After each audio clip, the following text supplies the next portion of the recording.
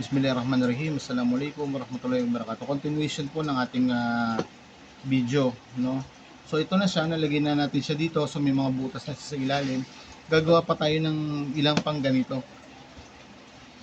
no? Para at least sa isang ganito, siguro maglalagay ako ng mga 5 na seeds or 6. Depende sa ano, kasi dito lang naman natin sila papatubuin, no? I-germinate nga natin, dito tayo papatubo. So gagawa pa tayo ng mga ilang plastic bottles para magamit pa natin yung malagyan pa natin yung iba. So ito medyo maliit naman to. So meron din tayo dito rin tayo maglalagay mamaya. Bubutasan natin yung ilalim niya. So bakit ba natin ginagawa to? So ito is Jamaat Ahmad, A Day in My Life as a person with disability. So dapat everyday na dumadaan sa ating buhay, yung ginagawa natin araw-araw is may magandang may kabuluhan yung ginagawa natin. So ito, hindi na tayo basta nag-enjoy sa pagtatanim. Inshallah, mapapakinabangan din natin yung mga bunga dahil nga mga vegetables yung ating mga itinatanim. Dati kasi mahilig talaga ako mag-alaga din ng mga halaman kasi nanay ko mahilig din siya magtanim ng mga iba't ibang klase ng halaman, mga ano. So ako nakahiligan ko na rin. Dati meron akong succulents, meron din akong cactus.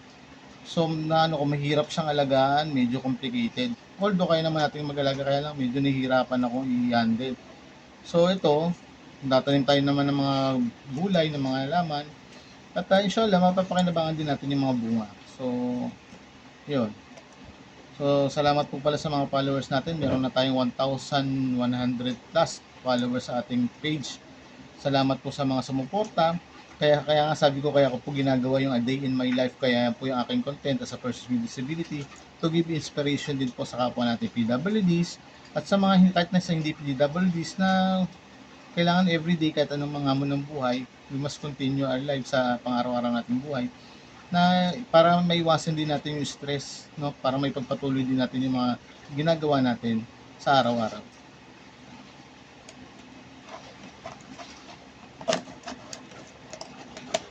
Kung magtatanong po kayo kung bakit di kami lumabas ngayon, so meron pa po kasi kaming stock, no, sa aming mga kakainin. So hindi kami muna lumabas ngayon.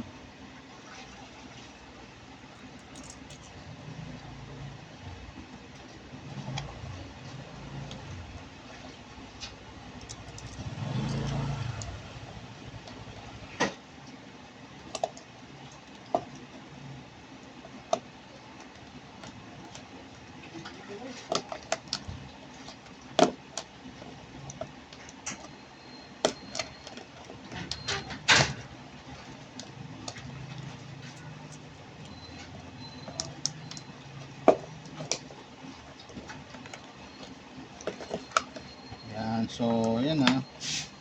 Meron na tayong may butas na sa ilalim. So, yung mixture natin ng lupa, isasalin na natin dito.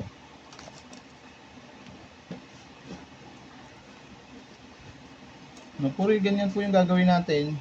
Kasi yung the usual na post natin nakaraan is yung paglabas-labas namin, yung aking pinapost. So, bakit ba ganun yung aking content ng mga nakaraan? I just want to share din sa mga kapwa natin PWDs na siyempre kailangan din nating din, yung lumabas din, no? Makasama natin sa pagbili ng mga kailangan sa bahay. So kailangan din natin parang magbigay din ng lakas ng loob sa mga kapwa natin PWD.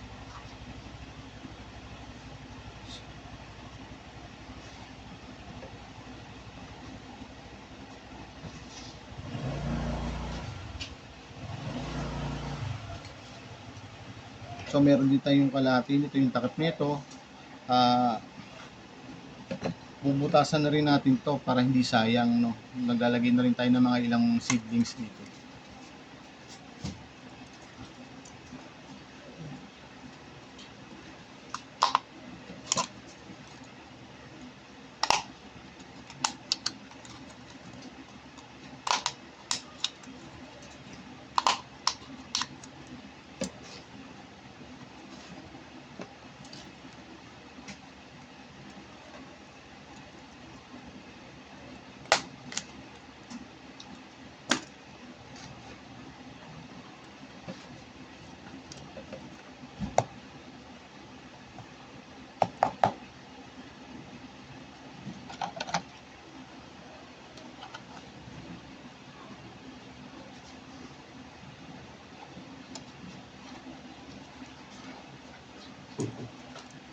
So, tuloy-tuloy lang yung ating gagawin.